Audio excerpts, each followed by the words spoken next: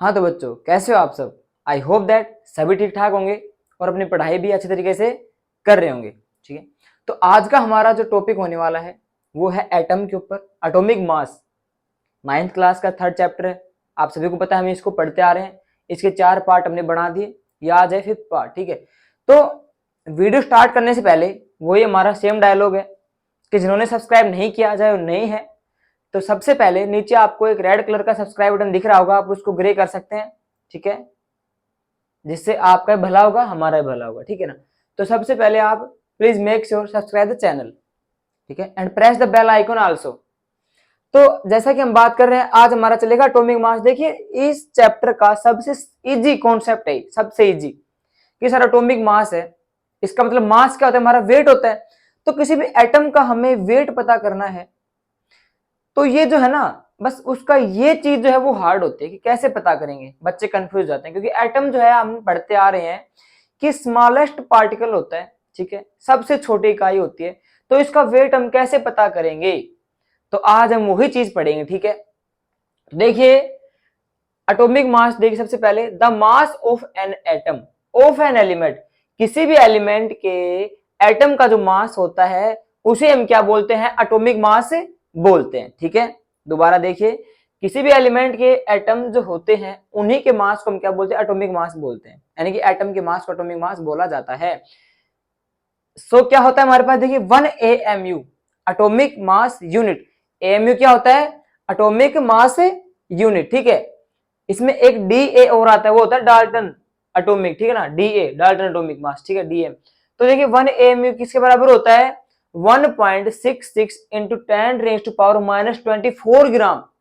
अब आप हिसाब किताब लगा सकते हो कि सर जी तो बहुत छोटा है, तो छोटा ही है। ठीक है, अब इसका हमें वेट पता करना है, तो देखिए क्या कह रहे हैं इसमें, देखिए it is difficult to evaluate यानी calculate the mass of an atom since the size of an atom is relatively small, कि एटम का साइज बहुत ही स्मॉल होता है, इसलिए उसका मास पता करना, उसका वेट जो उसको कैलकुलेट करना बहुत ही हार्ड होता है, डिफिकल्ट होता है।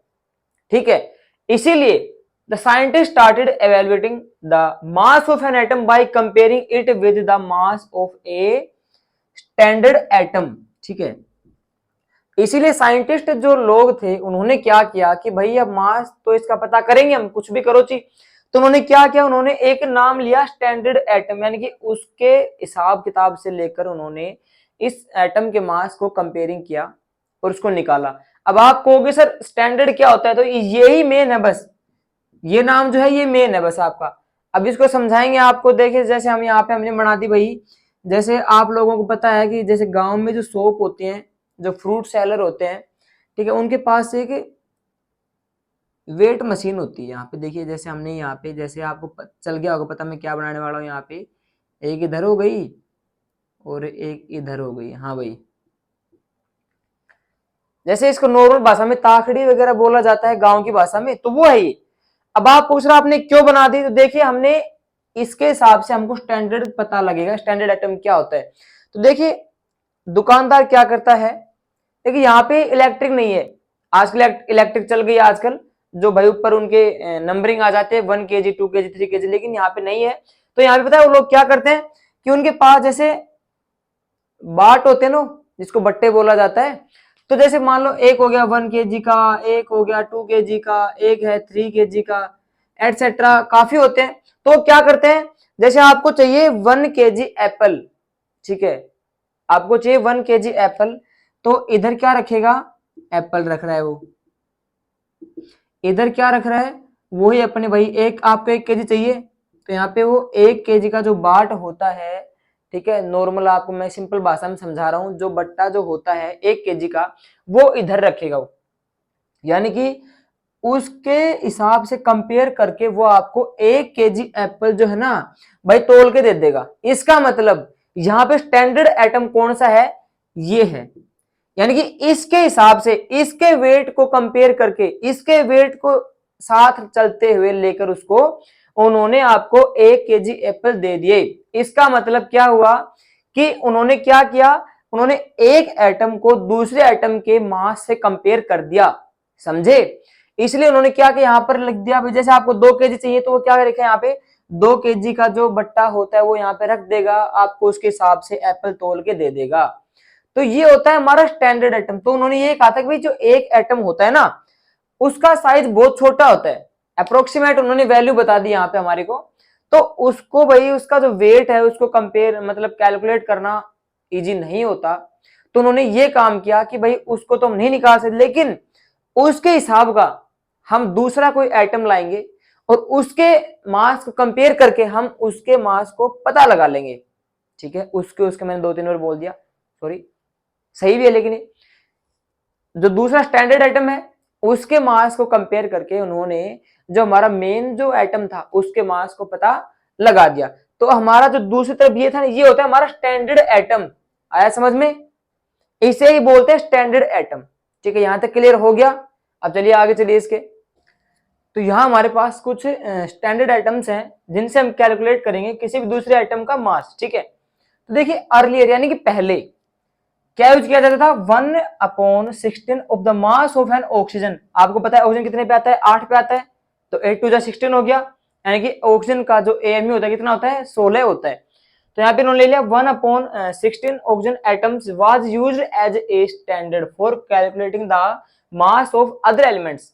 कि पहले जो था स्टैंडर्ड किसको माना जाता था, ऑक्सीजन को, उसका क्या होता था 1/16। ठीक है, लेकिन अब माना जाता है कार्बन को। तो आप ऑब्वियसली इसको क्यों हटा देगा, क्योंकि बेटा इसकी जो वैल्यू आती थी वो डेसिमल में आती थी, यानी पॉइंटों के अंदर आती थी, जिसको कैलकुलेट करना आसान नहीं होता था।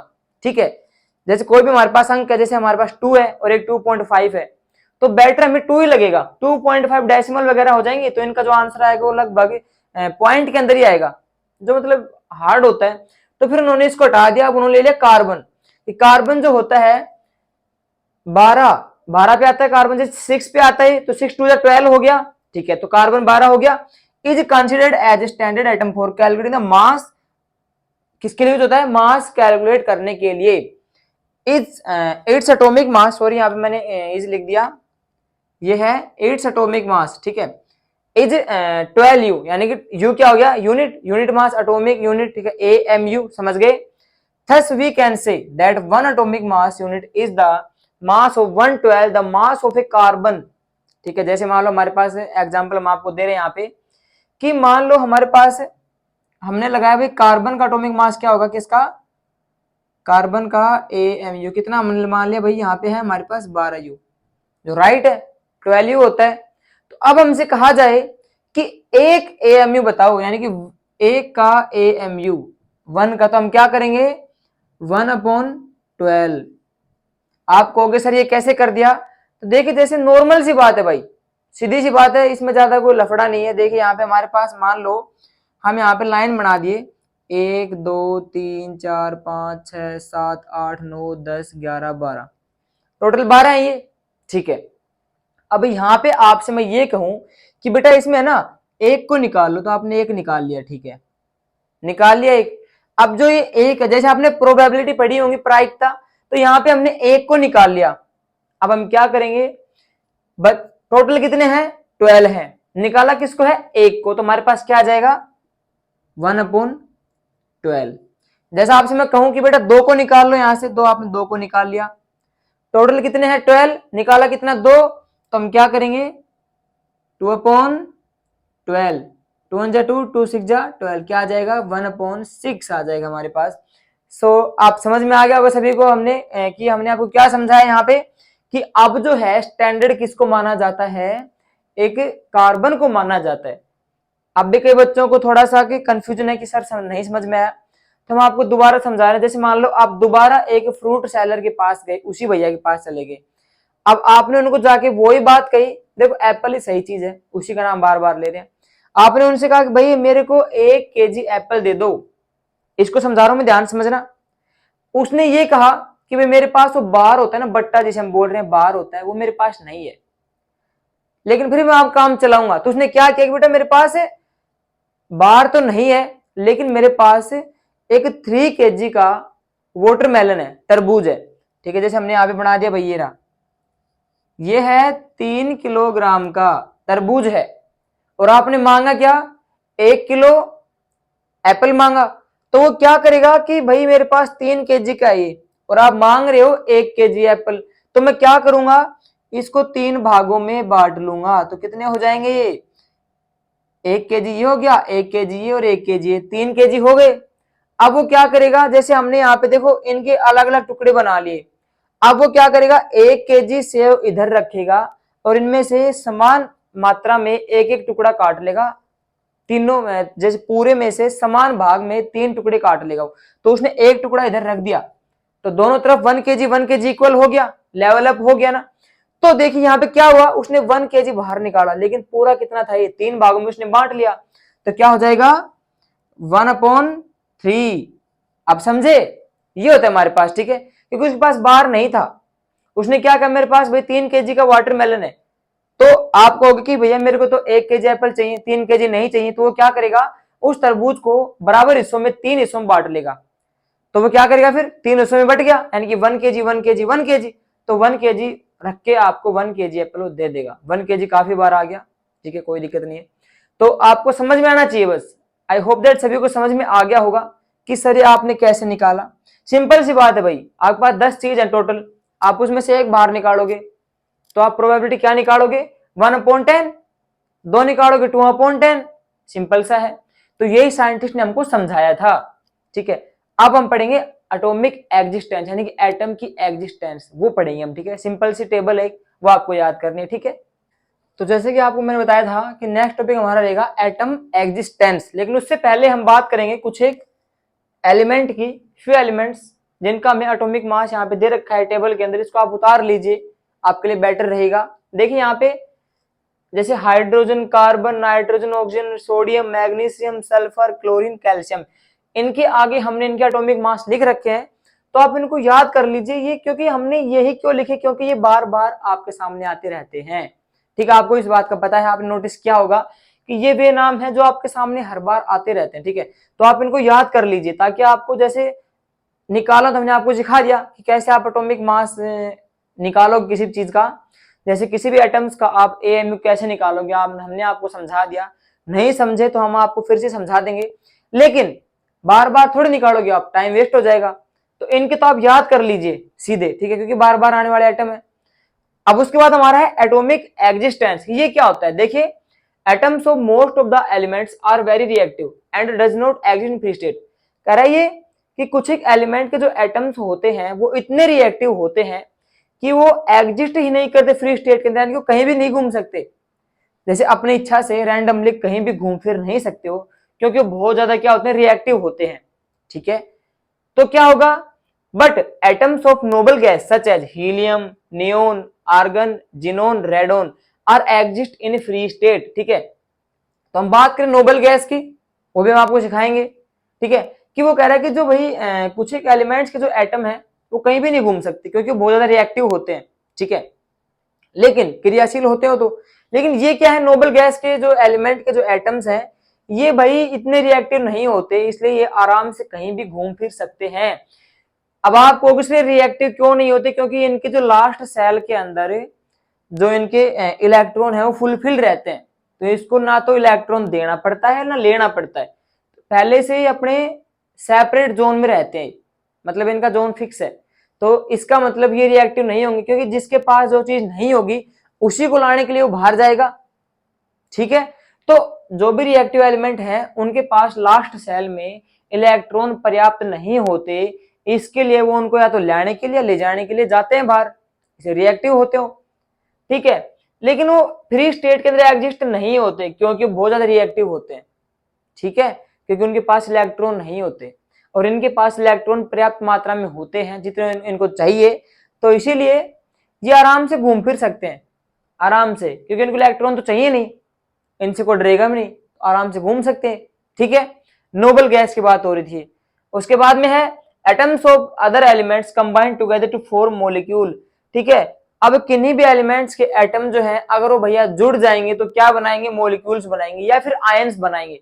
आयंस यानी कटायन और अनायन, ठीक है, पॉजिटिवली नेगेटिवली चार्ज होते हैं जो, ठीक है। तो आप ध्यान रखना, जो एटम्स होते हैं अदर एलिमेंट्स के, अगर वो जुड़ जाएंगे, कंबाइन हो जाएंगे, तो क्या बनाएंगे, मॉलिक्यूल्स बनाएंगे या आयंस बनाएंगे, ठीक है।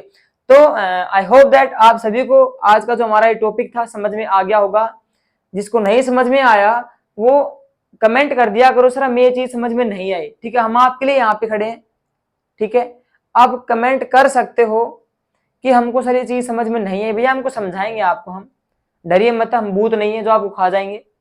आप धाप धाप के कमेंट कीजिए, हम उनका सॉल्यूशन भी धाप धाप के करेंगे आपके सामने, ठीक है। बस आप ये ध्यान रखिए कि जिस बच्चे को पढ़ना है वो ही पढ़ेगा, समझे मैं क्या कह रहा हूं, कि जिसको पढ़ना है वो हमारे चैनल को सब्सक्राइब करें ताकि हमारे आने वाले वीडियो की नोटिफिकेशन सबसे पहले आपके पास पहुंच जाए, ठीक है, ताकि आपके साथ हम भी ग्रोथ कर सकें और हमारे साथ आप भी ग्रोथ कर सको, डायरेक्टली प्रोपोर्शनल रहेगा, ठीक है। जैसे हमने आपको हाफ केजी मतलब जो हमारे एप्पल जो बताया था हमने आपको 1 केजी के, दोनों तरफ पलड़ा जो है वो सेम रहना चाहिए, ऊपर नीचे नहीं होना चाहिए, ठीक है। तो आप लोग भी ग्रोथ करिए और इस टॉपिक को या हमारे इस चैनल को अपनी क्लासमेट्स के साथ शेयर कीजिए ताकि वो भी पढ़ें, ठीक है, और ज्यादा ज्यादा इस चैनल को फैलाएं, ठीक है। और जल्द ही हम इस चैनल के ऊपर लाइव क्लास स्टार्ट करेंगे इंग्लिश बुक्स की, जैसे भाई 6th 7th 8th 9th 10th 11th 12th, तो इनकी हम बुक्स चालू करेंगे, रीडर जो है पढ़ाएंगे आपको, लाइव क्लास चलेंगी, शायद 8 PM स्टार्ट करेंगे, 20 तारीख के लगभग हम स्टार्ट करवा देंगे, ठीक है। तो तब तक आप पढ़ते रहिए, ठीक है, अपनी पढ़ाई को जारी रखिए और हम मिलते हैं इसके अगले पार्ट में नेक्स्ट वीडियो के अंदर, तब तक के लिए जय हिंद।